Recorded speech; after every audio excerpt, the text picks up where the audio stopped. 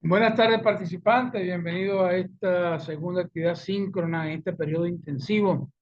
Bienvenidos nuevamente a Geopolítica. Les recuerdo, bueno, la última vez que nos tuvimos la actividad, la primera actividad síncrona, estuvimos hablando, conversamos sobre ese periodo, que primero que es la geopolítica, pues la geopolítica como esa ciencia que alberga a otras ciencias, o sea, que le dan vida a otras ciencias como la geografía, la economía, la política, lo militar, lo religioso. Es decir, que está impregnado de elementos que sirven para resolver estos asuntos entre naciones, entre estados, pues, entre estados, entre sujetos procesales de derecho público internacional. Mecanismos como las relaciones internacionales, los mecanismos de negociación, la geoestrategia, la posición de la geopolítica en cuanto a la globalización. Ese cambio de marco o esa arquitectura de seguridad que cambió, la que se mantuvo desde la finalizada la Segunda Guerra Mundial hasta el año 89, 90, 91, cuando finaliza la Guerra Fría. La Guerra Fría es ese amague, ese hecho político militar también que había, ese amague que había entre Estados Unidos y Rusia en cuanto a demostrar quién tenía el mayor poder bélico, quién tenía la hegemonía del poder en el mundo. Entonces se planteó la Guerra Fría por ese amague que había, demostrar quién tenía mayor poderío en armas de destrucción masiva, o sea, armas nucleares. En eso consistieron hasta estos 84 años que han pasado de 1945 hasta los momentos, donde han sucedido una serie de sucesos. Han habido una serie de sucesos, los cuales han permitido que de 1945 hasta ahora se hayan creado instituciones como la ONU, como la OEA, como el TIAR, como hayan habido diferentes situaciones bélicas entre estados, entre sujetos procesales de derecho público internacional, que era la amenaza tradicional. Pero de un tiempo para acá, del año 89 en adelante, ese esquema de seguridad donde se planificaba en cuanto a la guerra cambió a planificar hacia unos nuevos elementos llamados nuevas amenazas, unas nuevas situaciones dirigidas por la delincuencia, dirigidas por el narcotráfico, por los secuestradores, por el crimen organizado, por la construcción de armas de proliferación masiva, de destrucción masiva, por los delitos ambientales, por la corrupción, por el populismo radical, por la pobreza crítica. Así que estas son denominadas nuevas amenazas. ¿En qué consiste esta nueva amenaza? Pues ¿cómo la podemos definir? Todo aquello que vaya a perturbar la tranquilidad de esas bases sociales, religiosas, militares, políticas, económicas, que sean perturbadas para que y vayan a ocasionar un momento de conflicto entre una nación u otra nación. Por eso es que se llaman amenazas transnacionales, como la vamos a conocer como amenazas transnacionales, como amenazas, con nuevas amenazas o como amenazas emergentes. Sobre todo, ahorita en esta situación, una nueva amenaza, una amenaza transnacional que ha tomado auge es la inmigración ilegal. Hemos visto en todos los continentes del mundo, ha habido una proliferación, ha habido un incremento sostenible de cuanto a las migraciones de países por diferentes motivos políticos, diferentes motivos de guerra, por desplazamientos. ¿Eh? Así que esa inmigración ilegal que viene a perturbar esas bases sociales de salud, de educación de el país que recibe a estos inmigrantes ilegales. Claro que después, a través de los trámites legales, pueden lograr su legalidad en ese país. Bueno, también vimos cómo la Guerra Fría finaliza y le da pie y abre un camino hacia la globalización. La globalización que es en tiempo real estudiar desde el punto de vista económico y tecnológico las relaciones entre las naciones, desde el punto sobre todo el punto de vista económico. Las relaciones económicas se hacen en tiempo real a través de la globalización. También planteamos lo relacionado de esa importancia que tiene la geopolítica y el entorno jurídico. El entorno jurídico relacionado con ¿qué? Con ese conjunto de normas que hacen posible que haya convivencia entre los estados. La ONU, por ejemplo, se mantiene a través de acuerdos y de la costumbre de los países para mantener la armonía y buscar la paz entre los mismos. Entonces, hay un serio, Venezuela, por ejemplo, ha firmado resoluciones, acuerdos y convenciones internacionales en cuanto en materia de derechos humanos que sean vinculantes al orden interno venezolano, como lo establece el artículo 23 de nuestra Carta Magna, que Venezuela, eso se tiene, esos acuerdos, convenciones, resoluciones de modo internacional en materia de derechos humanos tienen carácter supraconstitucional y entonces es válida aquí en Venezuela.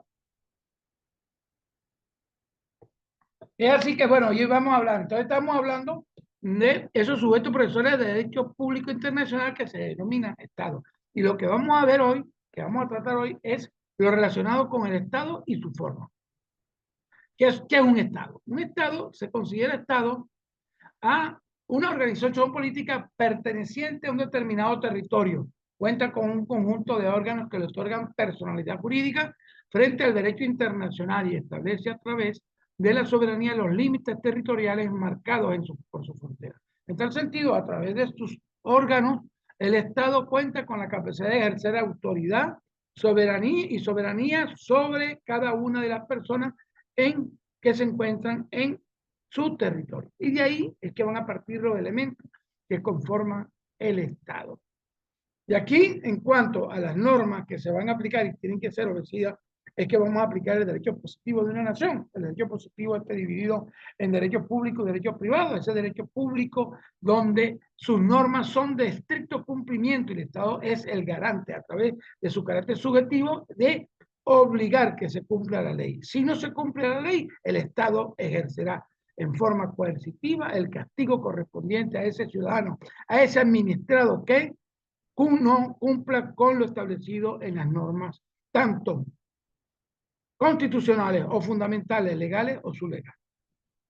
Debemos tener claro cuál es la ubicación. Ya ustedes sabrán cómo se maneja la jerarquización de las leyes que la aprendimos a través de este investigador del derecho, el que decimos el padre del derecho, que se llama Hans Kelsen.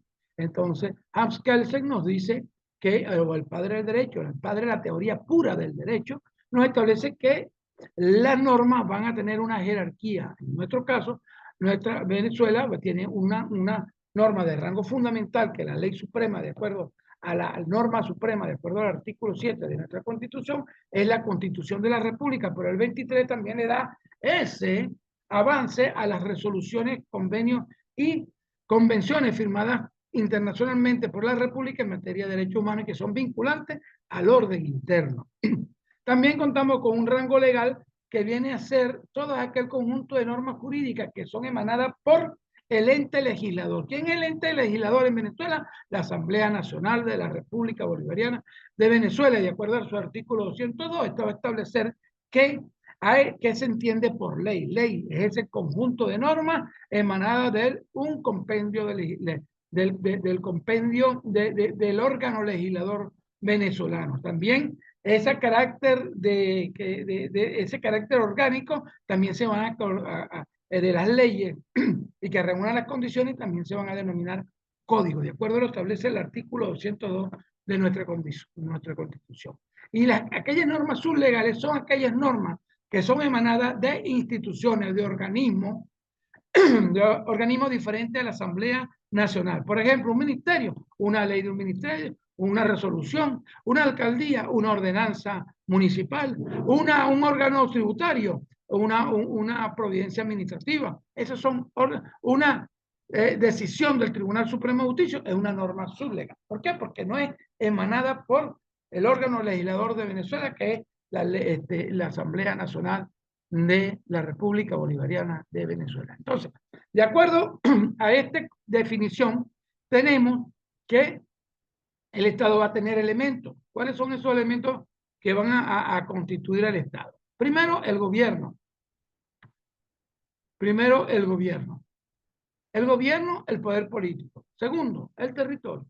Tercero, la población. Cuarto, el reconocimiento internacional. Ahora bien, el gobierno, el poder político se define como la capacidad de una persona o de un grupo de imponer su voluntad aún contra la resistencia de otra persona. Eso es lo que hablamos al principio de lo que son el cumplimiento de las normas de estricto orden, que son las normas de orden público. ¿Y quién tiene que hacer velar por esto? El gobierno. Este gobierno es elegido en Venezuela a través de la soberanía popular, el artículo 5 de la Constitución. Y tenemos también una soberanía territorial que viene dada en el capítulo contentivo en la Constitución, que va del 10 al 15. Ahí están las características exactas de cómo va a estar constituida esa soberanía territorial venezolana. Pero el artículo 5 de nuestra Carta Magna nos va a establecer lo que es la soberanía popular.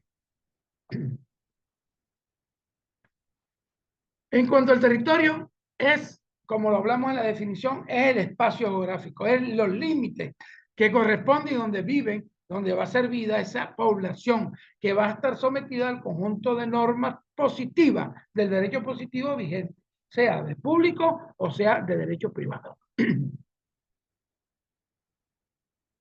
La población es el conjunto de seres humanos que constituyen sus nexos culturales, sociales, económicos, religiosos, políticos, en una colectividad fija de manera estable sobre un territorio en los cuales gozan derechos políticos y sociales. Derechos políticos. Gozan derechos políticos establecidos en nuestra Constitución y la ley, pero también hay deberes que hay que cumplir. En el conglomerado humano que forma un Estado está compuesto específicamente por trabajadores de la ciudad, del campo, constituye la mayoría de un país y que se organizan políticamente por Estado. Por eso que vamos a tener una administración, tres poderes públicos en Venezuela, un poder público nacional, un poder público estatal y un poder público municipal. Y ahí va a estar distribuida la población en estas tres entidades político-administrativas, de las cuales el Estado, el gobierno, va a ejercer su forma de mantener en forma coercitiva el cumplimiento de las normas. Y por último, la soberanía, el reconocimiento internacional, que es el acto mediante el cual se aceptan como miembros de la comunidad internacional a los nuevos estados que han cumplido con las condiciones mencionadas, en las cuales tiene que haber un territorio, tiene que haber un conjunto, pero tiene que haber un gobierno para que sea una entidad político-administrativa reconocida por las normas internacionales. Muchas gracias por su atención. Continuamos hasta el día 22, viernes 22. Les recuerdo que deben enviar sus tareas, sus obligaciones sumativas, llevarlas. Y este video va a llegar a través de un link por el canal Elisabelita 10 por YouTube. Así que muchas gracias, completamente a la orden. Todo lo que tengan que resolver en materia de en alguna unidad curricular tiene que ser tratada a través de la mensajería de texto entre ustedes, los participantes, y el tutor. Así que estamos completamente a la orden. Cualquier necesidad que tengan, cualquier observación que tengan que hacer, cualquier anormalidad que se presente, por favor, hacerla saber por la mensajería de texto. Muchas gracias por su atención.